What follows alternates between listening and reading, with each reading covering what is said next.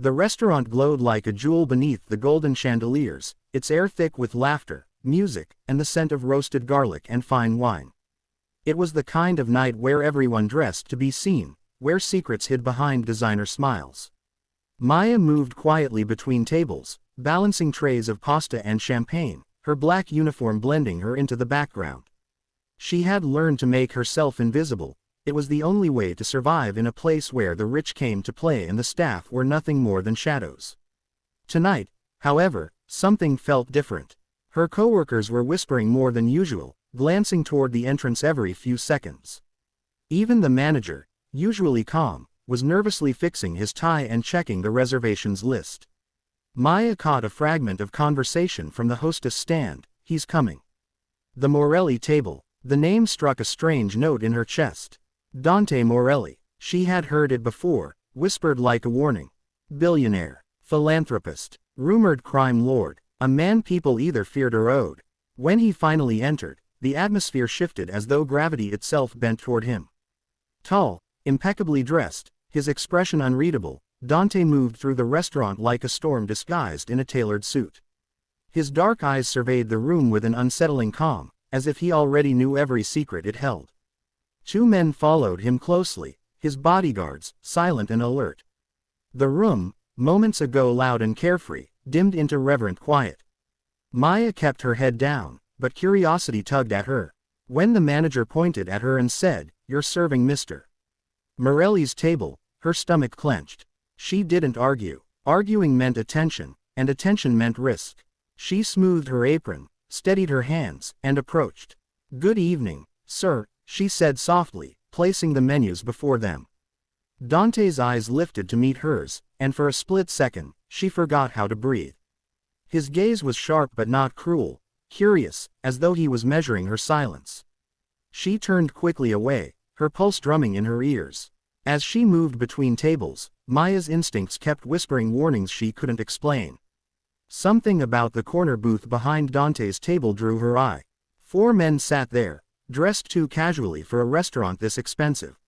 Their posture was wrong, too stiff, too focused on the table they weren't supposed to notice. She caught a murmur as she passed with a tray, "He'll never see it coming." Her breath hitched. She slowed, pretending to adjust a napkin. The words kept coming, low and calculated. "Wait till he raises the glass, end it clean." Her mind raced. Were they talking about Dante? It sounded impossible. This was the city's most guarded man. But the way one of them adjusted something under the table, the cold metallic glimpse that flashed in the candlelight, it was enough to make her blood turn to ice. She turned toward Dante's table again. He was listening to one of his men, unaware of the danger growing behind him. Maya's throat went dry. What was she supposed to do? Call security? The manager? No. There wasn't time. She saw one of the men at the other table lean forward, his hand disappearing beneath his coat. Her heartbeat thundered in her ears. Without thinking, she picked up the wine bottle and walked straight toward Dante. She felt her legs trembling but forced her face to stay neutral. He looked up when she stopped beside him. Before she could lose her nerve, she leaned in just enough for her lips to move without sound. "Don't talk," she whispered. The words barely reached his ears, but something in her tone made him freeze. His hand, halfway to his glass, stopped. His eyes flicked to hers, confused at first, then alert. Behind her, she sensed motion, a breath, the scrape of a chair. Maya tightened her grip on the bottle, ready for whatever came next. The sound of a fork clinking against a plate cut through the heavy silence. Dante's eyes locked on hers, dark and questioning, but he didn't speak. Maya stood frozen for a moment, trying to keep her voice from trembling as she reached for his glass. The faint tremor in her fingers betrayed the panic racing beneath her calm mask. "Don't talk," she repeated under her breath, her lips barely moving. He leaned back slightly, studying her, the sharpness in his gaze revealing that he was no stranger to danger. But before he could respond, Maya shifted her body, turning just enough to block the view from the booth behind him. Her heart hammered in her chest as her eyes caught a reflection in the wine bottle's surface, a hand raising, metal glinting in the dim light. Everything slowed. She didn't think, she moved. The wine bottle slipped from her grip, smashing against the marble floor with a violent crack. The sound shattered the restaurant's polished calm into chaos. In that single instant, Dante reacted, instinct born of years in shadows. He ducked just as a sharp pop echoed through the room. The bullet missed him by inches, splintering the edge of the wooden chair instead. Screams erupted. Patrons dove for cover, dishes crashed, and glasses shattered across the floor. Maya dropped to her knees behind the counter, adrenaline flooding her veins. The rich scent of wine and smoke filled the air, mingling with fear. She peeked over the counter just long enough to see Dante rise from the floor, his expression cold and controlled, not a hint of panic in his movements. One of his bodyguards was already pulling a gun from his coat, while the other was ushering people toward the exit. Maya's breath came in short bursts. She couldn't process what was happening. 1 second she was serving tables, the next, she was in the middle of a gunfight meant for a man everyone whispered was untouchable. She covered her head as another shot rang out, followed by the shattering of glass. Someone screamed her name, maybe a coworker, but she couldn't look up. Then, silence. Just the ringing in her ears and the faint hum of panic still vibrating through her body. Maya, a voice called, low but firm. She looked up. Dante stood over her, his black coat dusted with broken glass, his gaze locked on her like she was the only steady thing left in the chaos. He crouched beside her, one hand braced on the floor. "You okay?" She could only nod, unable to form words. He studied her for a beat, then glanced toward the back entrance where the attackers had fled. "You dropped the bottle on purpose," he said quietly, almost like a statement instead of a question. She swallowed hard. "They were behind you. I saw the gun." Something flickered in his expression. Surprise, then something softer. "You've got sharp eyes." He stood, extending a hand to her. She hesitated before taking it, her palm small and trembling against his steady grip. He pulled her up easily, his presence both terrifying and strangely grounding. By the time the police arrived, the attackers were gone, leaving only broken glass, overturned tables, and the faint echo of violence. Flashing lights painted the restaurant walls red and blue. Reporters gathered outside, shouting questions about an attempted assassination. Maya sat near the kitchen door, wrapped in a coat someone had thrown over her shoulders. She watched as Dante spoke quietly to his men, his tone calm and unreadable. When he finally approached her, she looked away, unsure what to expect. "You did good," he said softly. "You saved my life." She shook her head, voice barely a whisper. "I just reacted." Dante's lips curved into the faintest hint of a smile. Reactions like that don't come from nowhere. His gaze held hers for a long, silent moment before he turned toward the door, the echo of his footsteps disappearing into the night. Maya exhaled shakily, unaware that with one whispered warning, she had just stepped into a world far darker than she'd ever known. The restaurant had emptied, leaving behind a ghostly quiet broken only by the occasional crunch of shattered glass underfoot. The police were gone, the lights outside fading, and only the faint scent of smoke and spilled wine lingered in the air. Maya sat alone at one of the untouched tables, her apron stained, her hands trembling despite how tightly she clasped them in her lap. The adrenaline was gone now, replaced by a heavy silence that pressed against her chest. She had replayed it over and over in her mind, the reflection in the wine bottle, the flash of the gun, the sound of the bullet slicing the air.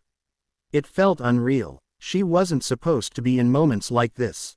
She was just a waitress. She had rent due, an old car that barely started, and a cat that waited for her at home. And yet tonight, she had stepped between a bullet and a billionaire. A sound made her jump, the click of shoes on the marble floor. She turned, and there he was. Dante Morelli walked toward her slowly, his coat removed, his shirt sleeves rolled up, revealing strong forearms dusted with tiny cuts from glass. His presence filled the space like heat after cold.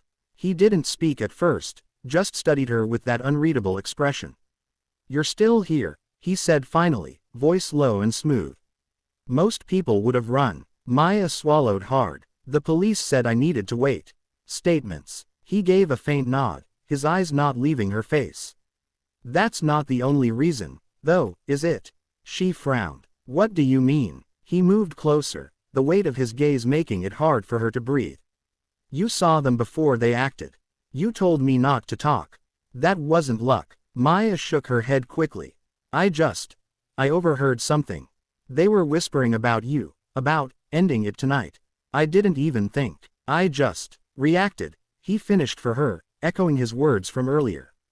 You keep saying that. He leaned forward slightly, placing his hands on the table between them. People don't react like that, Maya. Not unless they've seen something like it before. Her pulse quickened. There was something unsettling in how he said her name, too calm, too knowing. I've never seen anything like that, she said, her voice unsteady. I was just scared. He studied her for a long, silent moment. Then, to her surprise, he smiled faintly, a real smile this time, not the cold smirk he'd worn earlier. Fear can make people do stupid things. You, however, he tilted his head slightly. You made the right one. Maya looked down at her hands. You should thank the wine bottle, not me. He chuckled softly. I'll buy the winery if it makes you feel better. The joke should have made her laugh, but something in his tone wasn't quite a joke. He sat back, the warmth fading from his voice. Someone leaked my location tonight. That means there's a traitor close to me. Very close. She looked up, startled. You think someone here? I think whoever planned this didn't expect you, he interrupted. And now you're part of something you shouldn't be. Her stomach sank. I didn't ask for this. Neither did I, he said quietly, his gaze softening just a little. But now that you've saved my life, you've painted a target on your back. Her heart stuttered. What are you saying? He stood, reaching for his jacket. You're coming with me, until I find out who set this up. She pushed back in disbelief. No, I can't. I have a life, a job. Dante looked at her with calm authority that silenced her protest. You don't understand, Maya. The moment you warned me, you stopped being invisible. Whoever wanted me dead knows you exist now. He paused, voice low but steady. If they come for you, I won't be far behind. She stared at him, realization sinking in. She wasn't free, not anymore. When he turned toward the door, she followed reluctantly, her reflection catching in the broken glass. A single whisper echoed in her mind, don't talk. But now, silence wouldn't save her. The city outside Dante Morelli's penthouse shimmered with cold light, skyscrapers standing like silent sentinels against the night. Rain streaked down the glass windows, soft and rhythmic, blurring the glowing skyline below. Inside, everything was too quiet, the hum of distant traffic, the faint clink of ice in a glass, and Maya's uneven breathing as she stood near the edge of the room. She hadn't spoken since they'd arrived. The elevator ride up had felt endless, her reflection in the mirrored walls pale and terrified. Now, in this elegant cage of black marble and steel, she felt smaller than ever. Dante stood by the window, his back to her, phone pressed to his ear. His voice was calm but carried a weight that made the air feel heavy. Make sure he doesn't leave the city, he said quietly. I want names, and I want them tonight. He ended the call, setting the phone down with deliberate precision. For a long moment, he didn't move. Then he turned, and his gaze met hers, steady, unreadable, and far too intense. You should sit, he said finally. Maya shook her head. I don't want to be here. I know, he said, almost gently. But leaving isn't an option. Not yet. She crossed her arms, trying to hide how badly she was shaking. You keep saying that, but I don't even understand what's happening. I'm just a waitress. I didn't do anything except save my life, he interrupted, walking closer. You saw what no one else did. You heard what no one else was listening for. That's not nothing. His tone softened slightly, but his words carried an edge. He reached into his pocket and pulled out a small flash drive, placing it on the table between them. Do you know your manager, Russell? She nodded slowly. He's been here longer than me. He told me to take your table. Dante's expression darkened. That's because he sold me out. Maya's breath caught. What? He picked up the flash drive and held it up to the light. Encrypted messages, payments, coordinates of my dinner reservation sent to a rival family. He was paid to set me up, to make sure I'd be sitting right where the shooter could see me. Her mind reeled. That's why he looked nervous. I thought he was just scared. Dante finished, a bitter smile curving his lips. He should have been. He set the drive back down and leaned against the table, arms crossed. My men have him in custody now. He'll talk. Maya took a step back, shaking her head. This is insane. I shouldn't know any of this. No, he agreed softly. But you do. The room felt smaller by the second. She turned toward the door, but his voice stopped her cold. If you walk out of here, they'll find you before sunrise. Her throat tightened. You're saying I'm trapped. I'm saying you're safer here, he corrected. For now. Silence fell again. The rain grew louder, the city beyond glowing like another world she no longer belonged to. After a long pause, Dante poured 2 glasses of red wine. He set one on the table near her. You trust your instincts, Maya. That's rare. Don't lose that. She stared at the glass, her reflection rippling in its surface. You think I can just go back to normal after this? He smiled faintly. Normal is overrated. She almost laughed. A shaky, tired sound that died quickly. So what happens now? He took a slow sip, watching her over the rim of his glass. Now, he said quietly, you learn how to survive in my world. Because whether you like it or not, you're already in it. Maya's chest tightened. She met his gaze. Dark, dangerous, but steady, and saw something there she hadn't expected, a strange kind of respect. Maybe even protection. The city lights flickered across his face, outlining the shadow of a man feared by many, now linked to her by one impulsive act of courage. And as the rain poured harder against the glass, she realized her life had changed forever, not because she'd saved a billionaire, but because he wasn't going to let her go.